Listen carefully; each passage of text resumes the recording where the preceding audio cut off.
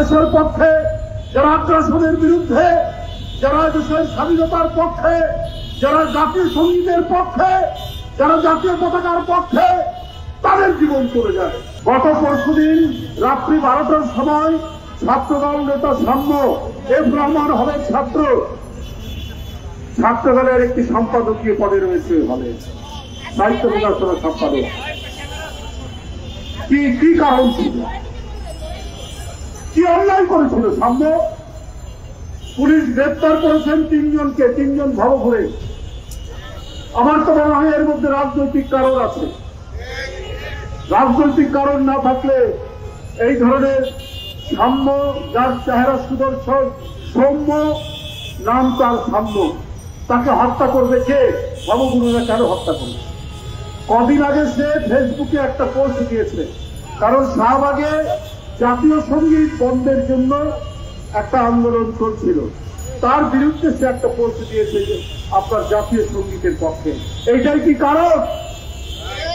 আমরা দেখেছি ফাঁসিবাদের আমলে পার্শ্ববর্তী দেশের আগ্রাসনের বিরুদ্ধে, পানি আগ্রাসনের বিরুদ্ধে কথা বলতে গিয়ে আপনারকে হত্যা করা হয়।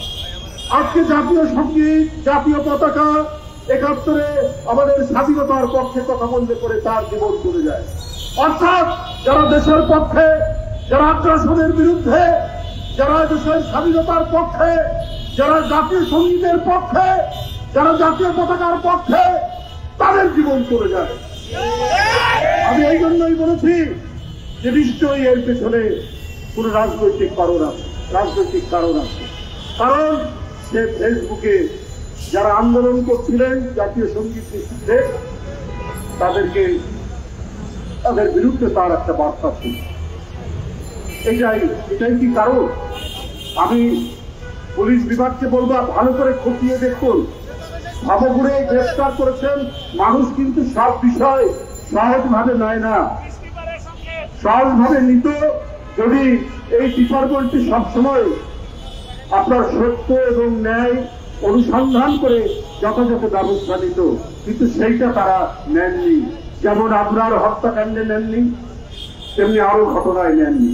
আজকে পরিবর্তিত পরিস্থিতি, হাসিনা নেই, দোসররা নেই, রক্তপাত হওয়ার কথা নয়, তারপরও জানুয়ারি মাসে এই বিশ্ববিদ্যালয়ে তুফাজ্জল নামে একজন যুবক, তাকে হত্যা করা হবে কেন?